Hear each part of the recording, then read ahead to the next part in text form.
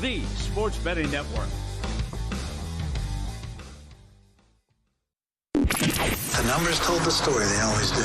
It's one of those idiots who believe in analytics. This is a numbers game with Gil Alexander on VSiN.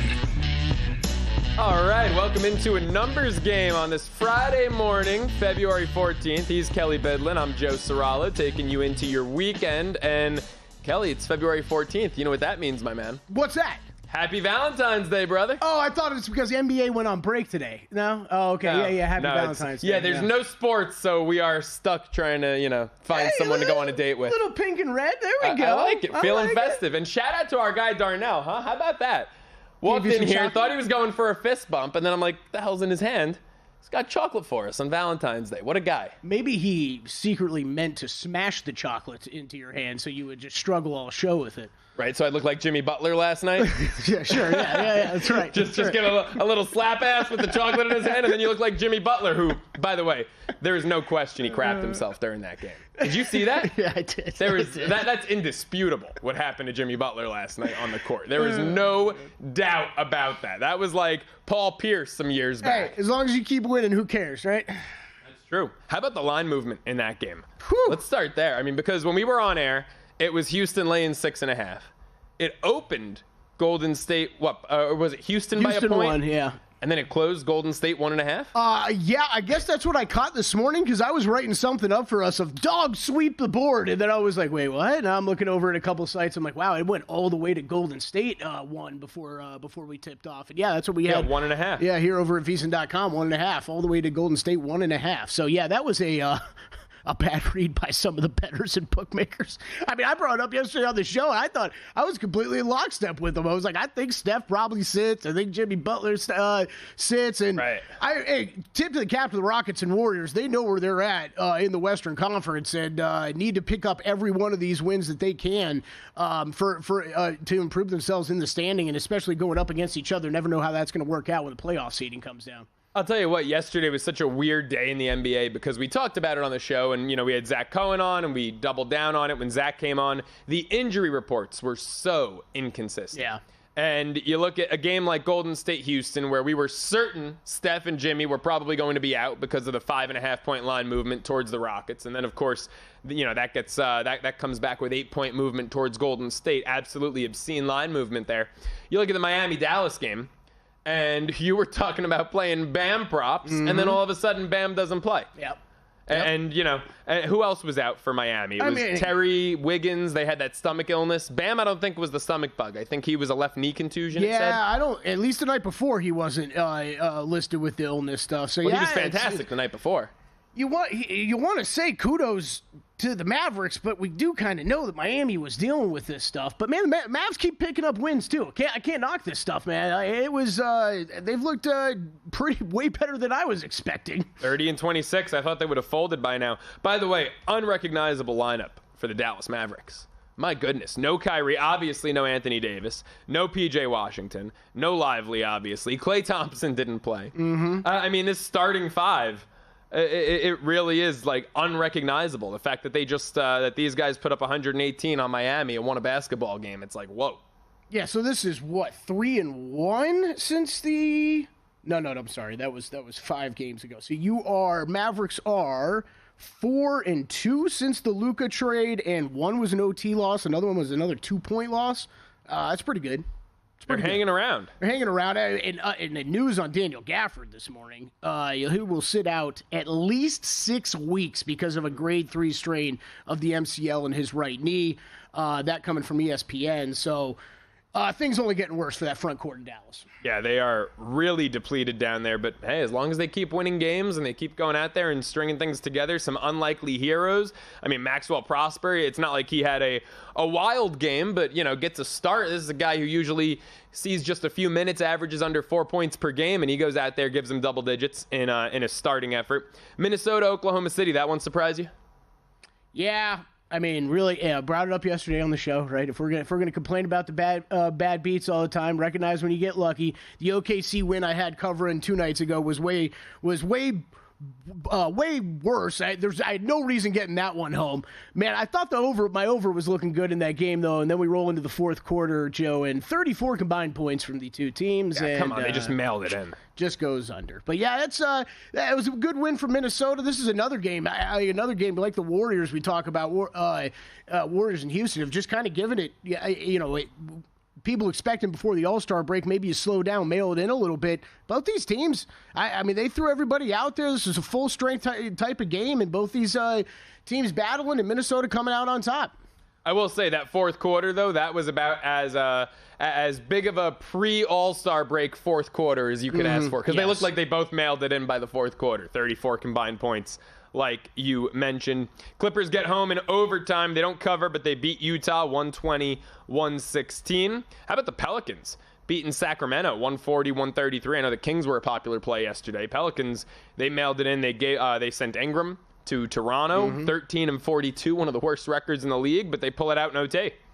Yeah, this Pelicans team has just been one of the most fascinating teams to be in the league for the past few years, because I'm a Zion fan, but the injuries are undeniable. But man, they still got some great young talent. Herb Jones is going to miss the rest of the year, it sounds like, but getting him back next year will be huge. Trey Murphy with another year of development. It's a fun young team. It's just interesting to see what they do with all these pieces. And Ingram, they had to move. They had to move one of these guys just because of what their salary cap ended up looking like. They're going to have to pay. They got some big payments coming up from some of their younger stars. But Pelicans, man, I know it's a bad season, but it's a bright future ahead, in my opinion.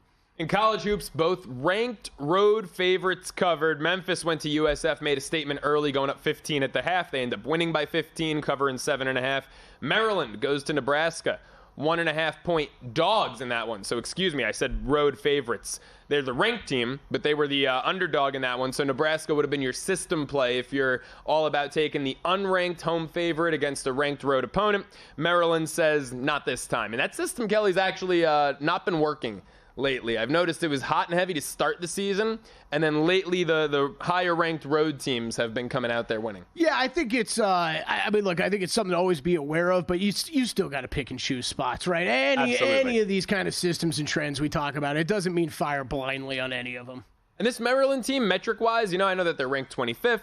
They're not the sexiest team, but they do have similar metrics to teams like Michigan, teams like Arizona, teams like Marquette, who are all, I think, much more highly regarded. Maybe not Michigan, maybe they're about neck and neck, but Marquette, Arizona, much more highly regarded than Maryland. This is a team I'd start to look for. Big Ten tournament, maybe March Madness. They could make some noise. I'm trying to pull up what they are in the outright market right now. Maryland? Yeah, because I heard someone 65-1 to win the NCAA tournament. I heard Drew Dinsick on the Deep Dive podcast just yesterday bring up that he recently got in on a ticket for them to win the tournament just because he thinks that there are some flaws at the top. And he thinks they're very beatable teams at the top. Look, I would say right now it's Duke, Alabama, Auburn, and then it's a wide open field. And, it's not hard. Someone might look at that and say, well, you just gave three teams that seem like a sure thing, so it's got to be one of them. It's not hard for each of those teams to just have one-off performance get knocked off, and then it becomes wide open, Yep. So I don't think there's a sure thing like UConn in recent years. Duke, Auburn, Bama, they are, I feel like, head and shoulders above the rest. They are in their own tier, but if Alabama has a game where they get cold from beyond the arc, boom, they're exposed, Right. So as far as the next tier, it is pretty wide open. And if you're going to take a team maybe like an Iowa State or like an Arizona, at that point, why not go for a Maryland or a Clemson and get way better odds? Because, we talked about Clemson yesterday with John Henson. I think they're a team in the outright market. I don't know if you have their number in front of you. I think Clemson is very live. 80-1. Wow, longer shot than Maryland, huh? Yep. I love it. You should talk about them on your golf podcast. That's a long shot for you, right? Yeah. Speaking of the golf, what was your takeaway from the Genesis yesterday? Oh, man, what a disaster. Hey, it's, as I saw a couple of these tweets going around, but it was fair. The Genesis Invitational turned into a U.S. Open all of a sudden because the conditions were absolutely gross. We were worried about yesterday, but, man, the rain basically throughout the entire round, off and on. Winds were gusting up to 25, 30 miles an hour. It was very evident, at least early in the day. I was watching a bunch right after we got done with the show. It was evident that greens were really tough for these guys to figure out with the wind, with the rain soaking these POA greens, and then the wind blowing as much as it was. There were some missed putts as bad as I've seen in a while. So really looking forward to today's action. Conditions are expected to be a little bit calmer, so we shouldn't have as much chaos out there on the court, Joe. But man, you still had. It's tough when you know you're battling in tough conditions, and then you still see Scotty Scheffler just starting to cruise. I think there's, Denny McCarthy. This is going to happen every once in a while. Denny McCarthy's your leader right now, 4 under par. Then you got Seamus Power, Patrick Rogers, 3 under par. Denny McCarthy, one of the best putters on the PGA Tour. Putter got hot yesterday. Sometimes he's just going to be able to. It's hard for him to win tournaments. It's hard for him to do that over 4 rounds consecutively, Joe. But for 1 round, he's always a good first-round leader. Look, I think because of stuff like this, gained over 4 strokes on the field with the putter. So that was massive. Scotty Scheffler's only 2 shots off. Listen to him on his post-round interview. Man, for us that have been betting golf and Scotty Scheffler getting in the way so many times, I did not like what I heard post-round from him, Joe, because he was talking about how he thought he was in the best condition of his life this offseason, right before he cut open his hand on old Christmas Eve or Christmas Day, whatever it was, and had to miss a couple weeks and work on that. But he was saying how he's starting to get his swing back, starting to get the feel back, and I'm getting real nervous about how good Scheffler's going to be going forward. Would you consider him at 2-1 here, or is that just not enough? It was the first price I looked at. Man, I can't blame you if you go and bet it with him 2 shots off the lead. I'd probably give it to today, though. I usually don't get involved. We'll talk about some of the live outright prices. I did pick out and choose a couple that I thought could work if you really wanted to make a bet today. I usually don't get involved in round matchups or even in tournament, just picking outrights till about the 3rd round. I usually want to see 2 rounds unfold, and especially with the weather being as crazy it was yesterday. Let's get a calm day in there first. Scotty plus 210 on the live number. Rory 7-1. Denny McCarthy 12-1, your current leader. More golf, more college hoops. On the other side, it's a numbers game. He's Kelley Bydlon. I'm Joe Ceraulo.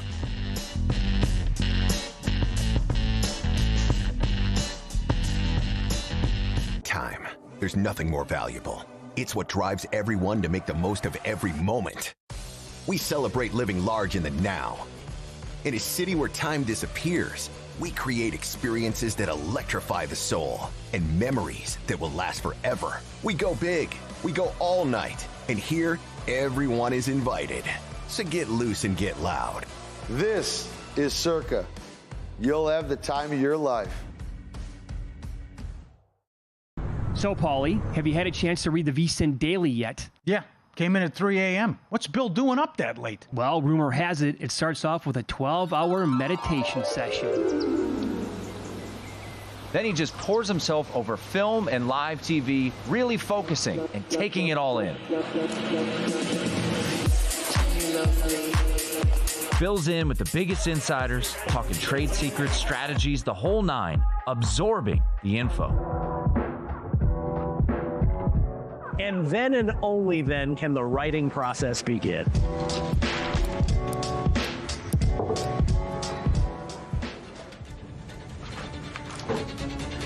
In Las Vegas, Bill's late night becomes your early morning. Wake up to the very latest betting insights in your inbox with the VSiN Daily. Sign up for free at vsin.com/newsletter. On the next Follow the Money, looking forward to it. The VP of Circa, Mike Palm, co-hosting Don't Be That Guy list. Do's and don'ts in casinos. Lou Finicaro on the UFC card. Richie B from Circa on a loaded college basketball schedule and how to massage your number. Chris Smith on the Red Sox offseason moves. Frank Schwab from Yahoo to talk NFL moves. And Jonathan Davis from VSiN, our contributor on the Four Nations with hockey. Follow the Money weekdays, 4 to 7 Eastern on VSiN, the Sports Betting Network. And now, Sirius XM Channel 158. Get the VSiN Watch app.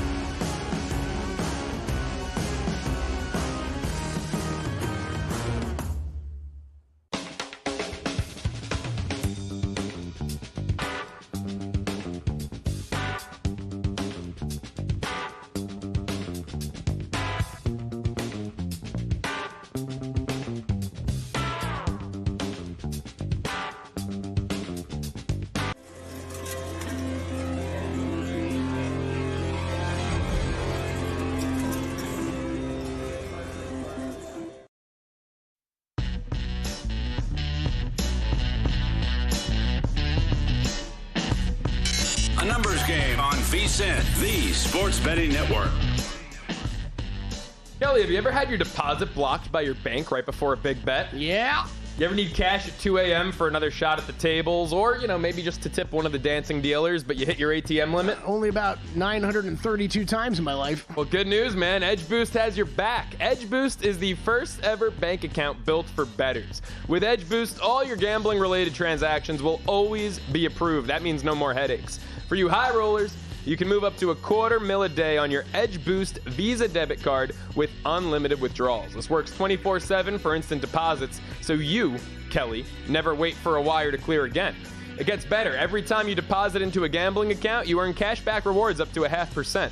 All this for no usage fees and no minimum balance. Folks, it's a bank account, not a credit card, so there's no approval required and no credit checks. Finally, Edge Boost has a suite of responsible gaming tools to help you manage your bankroll and make informed decisions. So what are you waiting for?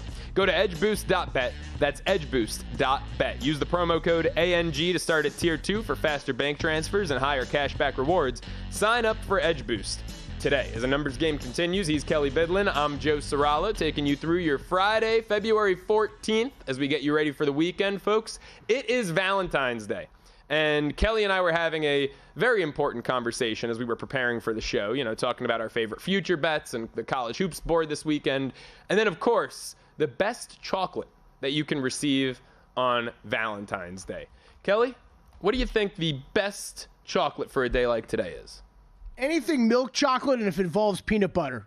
Okay? Oh, if it involves peanut butter, whoever gives that to me is getting lucky. See, this is, you started texting me about this yesterday. I do have the problem of, we did Matt Brown and I did the Halloween candy breakdowns and power rankings, and it was when does something cross the line of candy to a seasonal candy, right? So, a lot of it we just talk about are good candies on Halloween. They really have nothing to do with Halloween, right? Well, it's the difference between, say, Reese's or the Reese's Christmas tree, right? Or the Reese's Easter egg. Sure. Because those are significantly better than a normal Reese's cup. The peanut butter to chocolate ratio, way more peanut butter in those holiday specials. I can't always remember the name of the fancy ones like you got in front of you. The Ferrero Rocher? Yeah, Ferrero Rocher. That our guy gave us? Yeah. It sounds like one of Gil's tennis players he bets on every day. That's a good one. Definitely. That could be someone either on the tour playing golf, playing tennis. Ferrero Rocher is great. Those are good. Those are great. These are awesome. The Lindt truffle chocolate balls. Those are good. Those are my favorite. Yep. Only balls allowed near my mouth on Valentine's Day. those are good. When I texted you, though, when we were talking about this yesterday, just regular box of chocolates, man, they're like so boring. 95% of them are disgusting. Yeah. Sorry, I'm boring. I like milk chocolate. I don't really like dark chocolate. And I'm a dark chocolate guy. I'm a little different from you in that respect. But don't surprise me with some gross fruit filling in there or something like that. Like some gelatin that was definitely made in 2008 could survive like a nuclear holocaust. And don't give me that. I can maybe get on board with raspberry, strawberry, but when it's orange or something, I don't get those flavor combinations. All right, hot take: Trader Joe's has a chocolate orange thing. It's pretty good. Pretty good. I'm easy. Just get me any kind of chocolate-covered nut from Trader Joe's, and I'll be the happiest guy in the world. And it's $5 instead of going out to your local supermarket and getting the heart-shaped thing that's $20. It's so inflated for the holiday. You brought up Trader Joe's, so I can't argue that because Trader Joe's is fantastic. The best store ever, and it's named after me. Right, it doesn't get better than that. It's named after you. I can't. The nuts I can't really do. That's one that doesn't do a lot for me either. Yeah, separate my peanuts and chocolate, just like my fruit and chocolate. I'd rather eat a strawberry by itself than a strawberry covered in chocolate. That's weird. Is it? I don't know any other way. I think they're flavors that are very conflicting. Give me a chocolate-covered strawberry. Give me a chocolate-covered almond, a chocolate-covered nut, any day of the week. I just want my peanut butter covered in chocolate. Yes, absolutely. Any chocolate peanut butter combination. I want my ice cream covered in chocolate. Yeah, that works. Absolutely. I want all the unhealthy stuff covered in more unhealthy stuff, okay? I love it. Kelley, as we look at the Genesis, continuing piggybacking off what we were talking about at the last block there, any other names that really caught your attention after round one? I know you said with the weather, could have been a bit of an outlier round. You want to watch a little more. But, a guy like Morikawa, he was 16-1 going into the tournament. Now, after a mediocre first round. He's down at 20-1, still the 5th shot on the board. Yeah. Does that make him a little more intriguing? Glad you brought him up. I was high on him coming into the tournament. Maybe look, he's only 5 shots off the lead. I think that's important to keep in mind. I think another thing important to keep in mind, though, is that there is a guy named Scottie Scheffler in between him in that lead. So I think the outright price makes it a little tough for me. I did write down, though, of stuff that I would maybe consider getting involved with today if I wasn't already involved. Morikawa top 10 live. You're getting like plus 120, plus 130 on that now. I think that's still a pretty good bet. What did I get on him pre-tournament? That was plus 140. So you're getting about same price here, but that was over at Circa. I think more places he was about even money. So you're getting a little bit better bang for your buck if you want to play a market like that. I think that makes a lot of sense, especially with how bunched up that top of the leaderboard is. I think a Morikawa top 10 bet would be interesting. One guy that I've really got my eye on this year for golf betting is Akshay Bhatia, and he is a guy that I did not come in to this tournament with any bets on, Joe, but he had an absolutely atrocious day putting yesterday. His 3 over par for the tournament. Tee to green, though, gained almost 3 strokes on the field. He, tee to green wise, ranked 6th in the field yesterday. He's a very good putter. I have a feeling that the conditions threw him off a bit. Whenever we talk golf betting, period, the toughest stat to really figure out is putting. It is the highest variance one, Joe. Some guys can go out there and have great putting days, follow it up with a terrible putting day. And it's very rare to see. Akshay Bhatia is one of the guys that's a quality putter, like Denny McCarthy, quality putter that usually pretty consistently goes out there and fills it up with the putter. So would expect him to bounce back after having such a bad day on the greens, improve there. And if the rest of the game's working, he's a guy to look out for. Again, not in the outright market, though. At 3 over par, he's 7 shots off the lead. I think if you want to look at a top 10, top 20 live, though, I think that could be a good bet. Last thing I want to ask you about this, in terms of value, what do you perceive as better value? Scotty to win the whole thing right now at plus 210. Obviously, compared to the rest of the board, not a sexy number, but, anytime you're getting Scotty, it's you got to feel pretty confident about it. Or to be the top finishing American at plus 140. Which do you think is better value? Man, that is a great question and a great find because I got you on those markets. Dude, I saw the word nationality pop out on DraftKings, and I was like, I want to see what those live markets are like. Okay, so you've got Seamus Power, Denny McCarthy American, then you got Seamus Power 3 under par, and then there's like, what did I just say? No, Denny McCarthy American, Seamus is Irish. Oh, okay, yeah. Okay. And then you've got, 7 Americans before you get down to Nico Echeverria and Minwoo Lee at 1 under par. Corey Connors at even par. That's an interesting question. I would probably, just looking of who's above Scottie Scheffler, it's not too many names to be scared of, which leads me to believe that I'd probably just go with the outright price. Yeah, at a little longer than 2-1. It's a great question, though, Joe, and these are the things with so many markets available to us, and it almost doesn't matter what sport we talk about now. So many markets out there, It is worth it to shop within the same shop. And we talk about shopping numbers. If you're looking at college basketball lines of the day, you're going to look across 3, 4, 5, 6 different books to find the best odds. It's sometimes with golf, sometimes even with college basketball, if you're looking at different futures, you can find the same sort of way to get to the same bet that you're looking for within the same shop. So what Joe just brought up, I highly recommend. Always consider these different markets. And look, if there was a guy like Rory at the top of the leaderboard right now, maybe you'd want to go Scotty to be the top American. Exactly. But if you're not really too scared of Seamus Power, then you take Scotty at plus 210. It's the perfect breakdown. I love it. Hey, you kind of segued into college hoops there fairly naturally. I want to get into 2 games quickly, and we'll circle back to them later, but there has been a little bit of line movement, so I want to give these out as close to the number I got them at as possible. Last night we were updating the rundown. Northern Kentucky, -6.5 at Green Bay. This is now universally 7.5. I would still play it. I mean, this is an auto fade of Doug Gottlieb right here. Look at this Green Bay team. They're 0-14 straight up in Horizon League play. Now, these are actually the 2 worst covering teams in the Horizon League. Green Bay is 3-10-1. Northern Kentucky is actually 3-11. But Northern Kentucky is also 6-8 straight up. They're no stranger to winning games. They just haven't been covering when they've been favorites. Well, Wisconsin Green Bay, I mean, they're not even competitive. Look at their last 4, and they're 2-1-1 against the number. So they started conference play 1-9 against the spread. Now in their last 4, they're 2-1-1. But what have their covers and their push consisted of?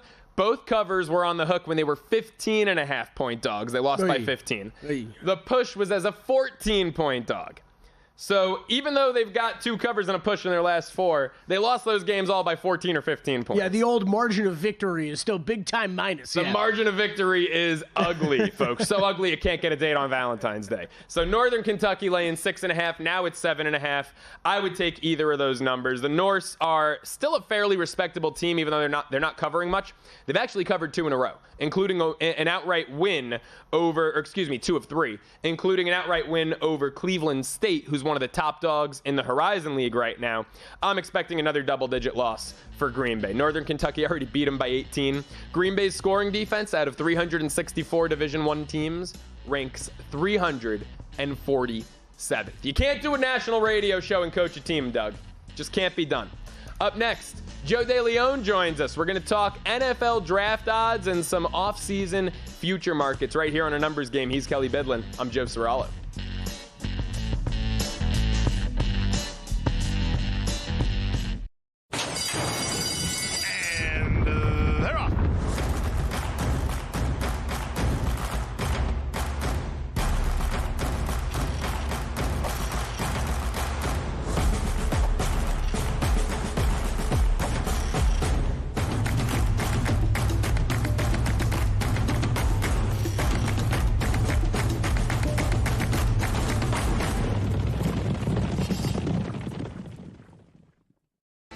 Sports betting game with VSiN's exclusive betting splits. Stay ahead with real-time market trends and track bet percentages on any matchup, then uncover the edge by comparing them to the amount of bets placed to find out where the sharp money is headed. Upgrade to VSiN Pro to access betting splits, live odds, line moves, power ratings, and in-depth game analysis. Go to vsin.com/pro to join VSiN, the sports betting network.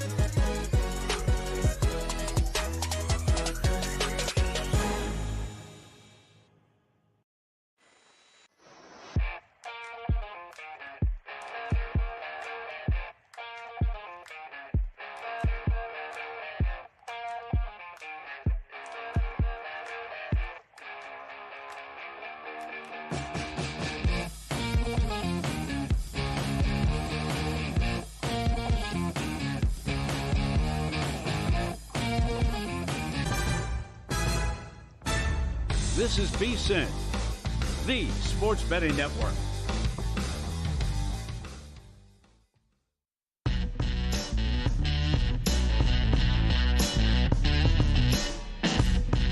A numbers game on VSiN, the sports betting network. The numbers game continues. He's Kelley Bydlon. I'm Joe Ceraulo, taking you through this Friday, February 14th edition of The Big Show as we get you folks ready for the weekend. And we'll start to get you ready for the NFL Draft as we welcome into the program via the Progressive Guest Line our friend, NFL Draft and college football analyst for A to Z Sports, my guy Joe DeLeon. Joe, how you doing, man? There is no face I'd rather wake up to on Valentine's Day than yours. I just want to make that very clear from the start.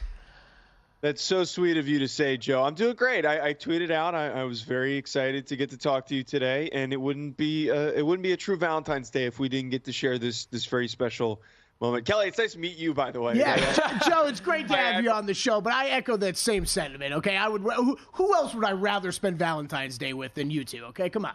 I mean, a couple of good-looking Joes. It's a great way to start your morning, right? Joe, I want to start, backtracking a little bit. It feels like the Super Bowl. We spent 2 weeks, obviously, for those of you as part of the numbers game audience who don't know this, Joe is a regular on Cashing Out, comes on every week. So we spent 2 weeks previewing this game, leading up to it. The 2 weeks felt like 2 years. And now, just 5-6 days later, it feels like the Super Bowl was already a year ago. It feels like old news. But being a draft expert and analyst and a college football expert yourself, Kansas City right now, the second shot on the board, 7-1 to win it next year. I mean, where do you see this Chiefs team going in the draft? Where do you see them improving as they're a little strapped for cash this offseason? Well, one of my favorite early futures bets, and I know it's crazy early to be throwing one of these out there, I really like the idea of the Chiefs getting back there and winning it again. If there's been a team over the last 5 years that has done such a great job of identifying their weaknesses and improving, it's the Kansas City Chiefs. If we go back even further than that, what helped the Patriots during their dynasty? It was the fact that Bill Belichick, before he completely collapsed as a talent evaluator when he was making those general manager decisions, before that, they were great at finding talent late in drafts, on day 2, on day 3. I feel like that this Kansas City front office has been great at improving. The last time that they fell short and they didn't win a Super Bowl, they put together a tremendous draft class with Trent McDuffie, George Karlaftis. There was just such an effort put towards rebuilding the roster, and those guys are key contributors right now. I think the most important thing for them, though, taking that next step, they need to address aggressively their offensive line, and they need to find better receiving options. And maybe also running back. This is that running back class that is extremely loaded for them to get guys on day 2 and on day 3. But at the back end of the first round where they're sitting, they should really strongly consider drafting somebody, like a Gray Zabel from North Dakota State, who would be a fantastic player, a Jonas Savanea, who would be great at guard from Arizona. And at receiver, this is not a great receiver class, which does not bode well for the Chiefs. But someone like a Matthew Golden from Texas, I think, is worth considering. Or a little bit later on, Jaden Higgins from Iowa State is somebody that I really, really like. If they don't address either of those positions in this draft effectively, then I'm taking away that stance that I think they can go back and win a Super Bowl this upcoming year. But I feel pretty confident that they're going to be strategic in approaching it. Yeah, I don't remember. I don't know how many picks they have in this year's draft, but I'd probably use almost every single one of them on offensive line. 6 total? Okay, yeah. So at least 5 of them should probably go to the offensive line. I'm with you there, Joe. Just hitting the futures board real quick. Anything that jumped out to you? Because I was a little surprised with a couple of the openers. We're usually not. We get these odds the day after the Super Bowl every single year. Usually there's not any huge surprises to me, but that couple stood out and a couple have moved. Is there any that you gravitated to right away? The one that caught my attention the most was the Bengals at 17-1. And part of me kind of wonders if that's going to end up moving up after this offseason. The first thing that they addressed was moving on from Lou Anarumo, who's a great defensive coordinator. But the guy that they hired from Notre Dame, Al Golden, was already a part of the staff at one point. That is a very underrated decision to go with somebody who at one point was a position coach, who has familiarity with the system. There is no learning curve. There is no chemistry building between him and the current whole coaching staff and some of the guys that were already on the roster. So I love Al Golden as a DC. I think he's a brilliant defensive mind that is going to help them improve. And a lot of this, too, last draft, they were aggressive at addressing their defense, but they had a lot of young dudes that were not really ready to contribute to the degree that they needed. The thing that held them back was their defense being a mess. It had nothing to do with Joe Burrow. He was so good that he was in the MVP conversation despite missing the playoffs. So if there's one team out there this upcoming NFL offseason and this NFL season that has just a really nice draft class and takes this huge leap forward, I think that the Cincinnati Bengals are worth considering. Yeah, they've already moved down a tick from 18-1 to 17-1. I expect that to probably get a little shorter than 15-1 here in the not so distant future when it comes to the Bengals. All right, Joe, what about the champs? What about the Eagles? Howie Roseman has put on clinic after clinic when it comes to the draft, whether it's pretty much just going down to Georgia and swooping up their entire championship winning defense. I mean, you got Jordan Davis, Jalen Carter, Nolan Smith, N'Kobe Day. The Eagles are the Georgia Bulldogs. It's absolutely insane. What he did last year with Quinion Mitchell and Cooper DeJean was, I think, a bit of a surprise, doubling down on that position. And both of those guys had Rookie of the Year caliber campaigns. What do the Eagles do here? Yeah, I think that for them in this upcoming draft, there's not really any major priorities that they need to go after because you just mentioned there that this roster is not only loaded, but it also has depth.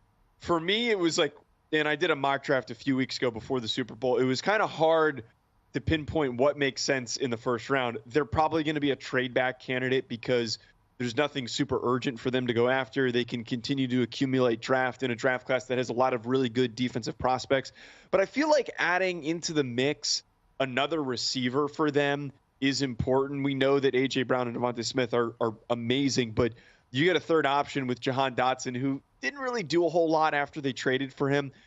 The one thing, though, that I have a little bit of pause with talking about them repeating, I feel like a lot of things had to go right for them in order for them to go on this run and then play as dominantly as they did in the Super Bowl. And the very specific thing I'm referring to is the health of Saquon Barkley.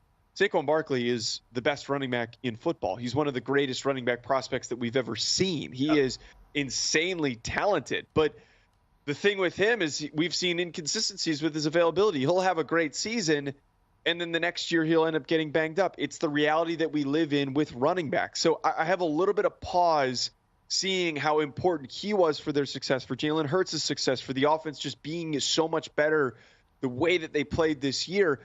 I'm a little bit off knowing that if Saquon gets banged up and he starts to miss periods of time, or he's out for the playoff next year, that is going to impact their chances of repeating. Well, what I'll say to that, Joe, is first off, you're right. No Saquon, no Super Bowl, right? And people could say, oh, well, he only had 50-something yards. Yeah, he was their best player the entire, path to getting there. And then in the Super Bowl, Kansas City's entire game plan revolved around taking him out of the game. And so then Jalen Hurts and the pass game were able to go and attack Kansas City's defense. But absolutely no Saquon, no Super Bowl. Where I'll disagree with you is think about why Saquon's been hurt so much. You and I are both Giants fans, man. The Giants haven't put out a competent offensive line in over a decade by now. Well, my counter to your counter, though, that doesn't prevent him from getting hit, though. Just because he's able to go so much further down the field before getting hit at the line of scrimmage doesn't mean that he's going to not, get contacted by a defender later on into a play. I vaguely remember when he tore his ACL against the Bears, it wasn't like a huge gain, and I'm trying to remember exactly what had happened.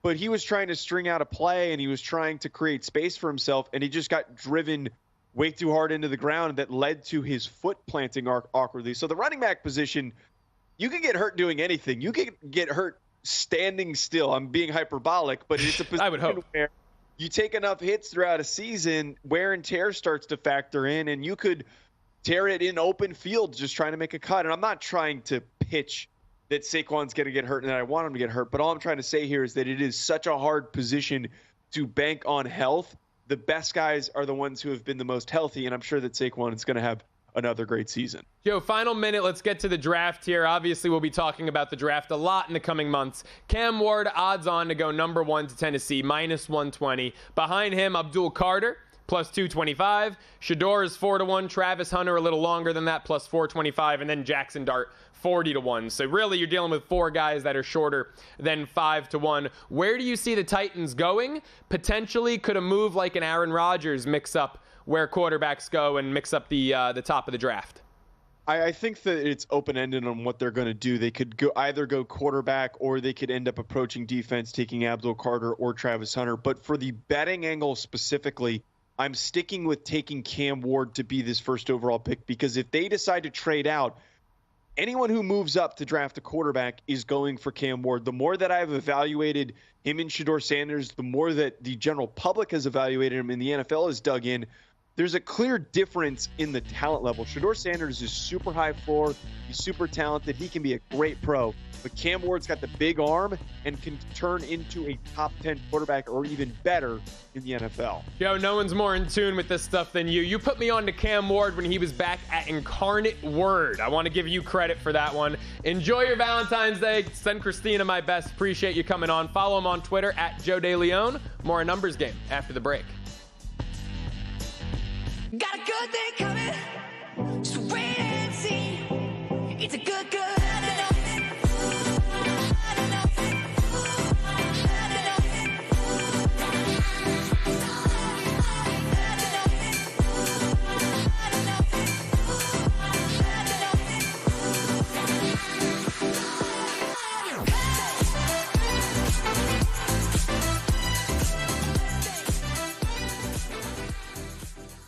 Elevate your sports betting game with VSiN's exclusive betting splits.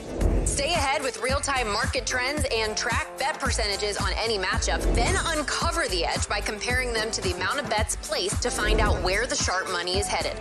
Upgrade to VSiN Pro to access betting splits, live odds, line moves, power ratings, and in-depth game analysis. Go to vsin.com/pro to join VSiN, the sports betting network.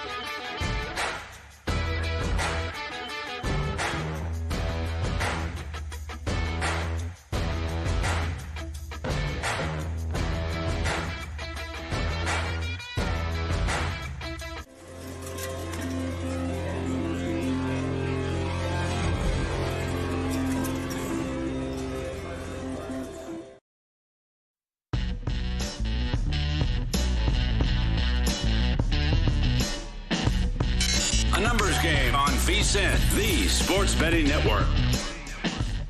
Attention, serious sports bettors. If you're thinking about playing in the 2025 Circa Million or Survivor contests, now is the time to get ahead of the game with Winner's Circle Proxy and VSiN. Sign up today for exclusive offers, including a drawing for a free Circa contest entry with a proxy service. Plus, lock in special pricing on Winner's Circle Proxy service for 2025, and as a bonus, you'll get access to expert contest strategies from past winners and VSiN pros. Don't wait. Head to winnerscircleproxy.com/VSiN. That's winnerscircleproxy.com/VSiN. As the numbers game continues, Joe Ceraulo here alongside Kelley Bydlon, as we've been almost all week, 4 days running now. Got all of next week together. It's been a blast. Kelley, in the Valentine's Day spirit, we're going to get to some bets here that we absolutely love.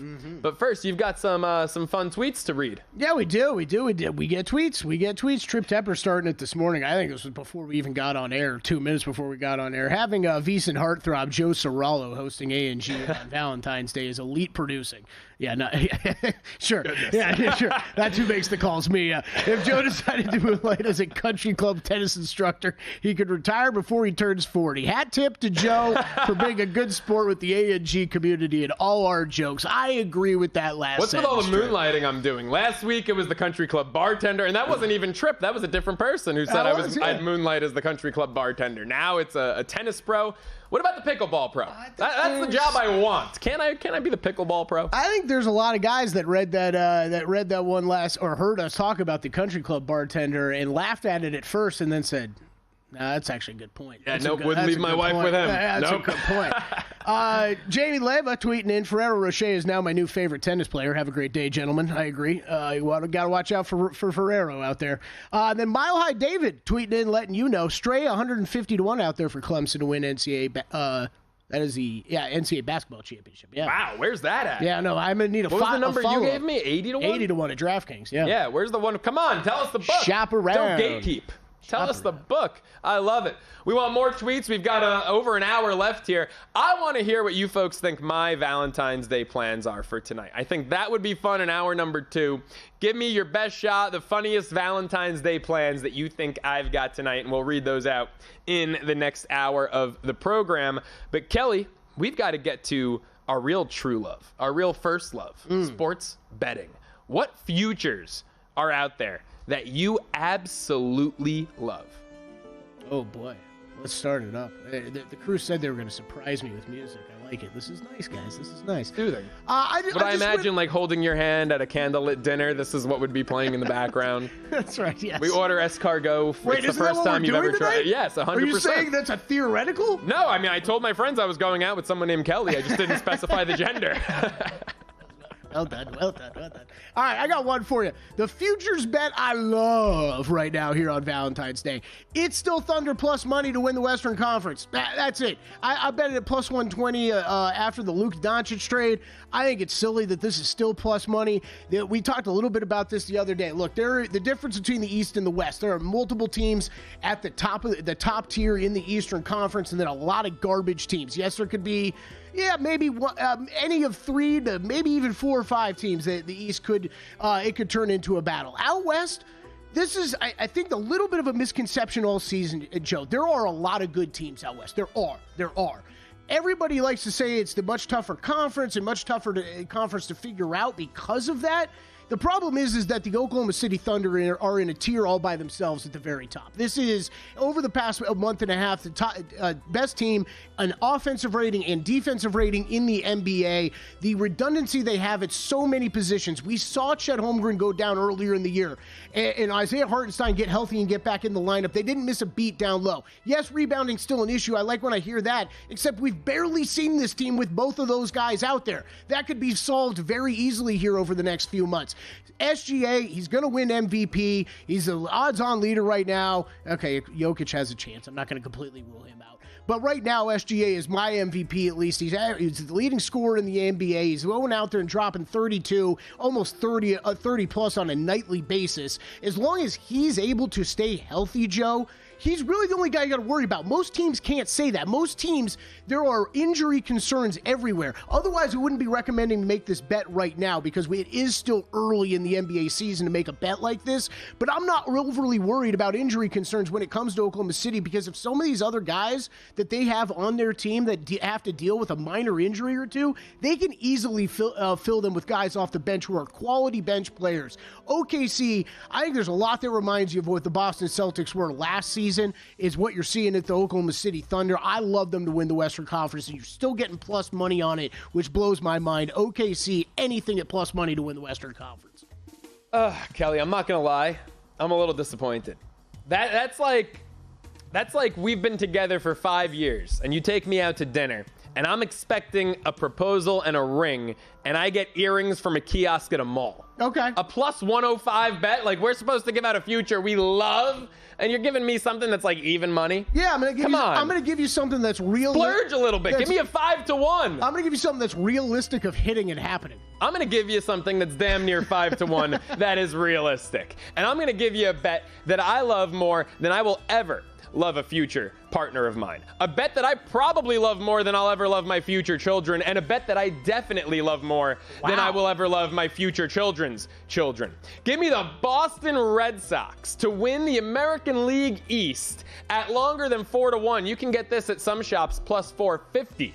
Right now, including right here behind me at Circa. They've made all the moves. They've spent the money. They've brought in Walker Buehler. They've traded for Garrett Crochet. They've fortified their bullpen. And now Alex Bregman is the cherry on top. Raffy Devers, Alex Bregman, I don't care who plays third, who's on second, who's DHing. This Red Sox lineup, pound for pound, is one that'll compete with the Yankees. I think, frankly, it's better than the Yankees. I think they're starting pitching. Do they have Garrett Cole at the top? No, but I believe it's deeper than the New York Yankees. And for that reason, I like an even juicier, realistic bet. At 9-1, give me an exacta of the Boston Red Sox to finish first in the American League East and the New York Yankees to finish second. We're turning the clock back 20 years. This rivalry is all the way back. It's on. I like it. I like that one. That's the, I don't know if you caught it, the Bregman. We didn't bring this up yesterday, but I thought one of the fascinating, so many different ways to bet now, right? I thought one of the greatest betting movements I saw was the Bregman doubles market. Yeah, the doubles market. So it was 120-1 before he signed, and now it's 25-1. I mean, he's going to pepper that green monster. I saw as high as 130-1 and as short as 17-1. Yeah, that is absurd. I mean, people that were smart enough to jump on that one right away, hat tip to you, because that is, it makes a lot of sense, right? And if you think about it, the field is, I mean, there's nothing like Fenway Park, and there's nothing like the Green Monster. Where he was in Houston, probably the most comparable left field to it. And Bregman peppered that, mini monster, if you will, a lot when he was an Astro. And now he's got the Green Monster there. And, this is not a 30 home run guy. This is not a guy that I'm expecting to, to be rounding the bases a whole lot there. But, man, you play that monster to your advantage, and Bregman could be a 40-50 doubles guy. Man, I'm telling you, if I was a big-time just right-handed pull hitter in Major League Baseball, like, home runs are awesome. Don't get me wrong. There's nothing going to be better than just hitting a lot of home runs. I would be perfectly fine with just clanking double after double off that wall all day. Be like, hey, as long as you guys don't change these ballparks and don't make a uniform ballpark across all Major League Baseball, I'm going to keep taking advantage of this every single time. Yeah, where is that doubles market, by the way? That's not at every book, I don't think. No, is it? Here it is. It's under hits. Yeah, I was going to say maybe not every book, but most of them should have. So at DraftKings, because I just wanted to see where this movement's gone, he's down to 18-1. He's currently the third shot. Actually, his teammate, Jarren Duran, is 7-1, which makes sense because Duran's got legs. I mean, he's one of the fastest guys in the league. So he's a short shot. Wow. Yeah, he's the short shot at 7-1. Followed by Ezekiel Tovar in Colorado, which makes sense, and then Bobby Witt, who's a stud, Jose Ramirez, they're both 13-1, and then Harper at 18-1 I don't like just because can he stay healthy for me? But Duran makes a lot of sense. Bregman, I mean, he's not as fleet of foot as Duran. Duran's a stolen base machine. He's fast as hell. The Green Monster, the one caveat to that is sometimes if you hit the ball too hard, if you're not the fastest guy, those become long singles. Those become, 300-foot singles. Yeah, that's a good call. That is a good call. That is very true. I had one of those when I was playing Little League. For those of you that don't know this, I know we get tweets calling me VSiN's heartthrob and whatnot. I was a plus-size Little Leaguer. Oh. And I once hit Chevy one. Joe. I once hit one to the gap I hit the fence, and I'm rounding first, and it ricochets right to the right fielder, and it turns into a long single. And I turn to my coach, and I go, I don't know, if that one was just like 10 feet to the left and right center, I think that could have been a triple. And he goes, Joe, for you, a home run is a long single. That's very good. I like it. We'll have to get the old Little League picture up maybe in the next hour. Yeah, show the we need people that the Valentine's Day heartthrob, what he looked like at 12 years old. Love it. In the next hour, going to talk a little soccer. We did Champions League with our friend Paul Carr earlier in the week. Going to switch it to some Premier League action that you don't want to miss. It's a numbers game, special Valentine's Day edition. Having some fun with it. He's Kelley Bydlon. I'm Joe Ceraulo. You're locked into VSiN, the Sports Betting Network.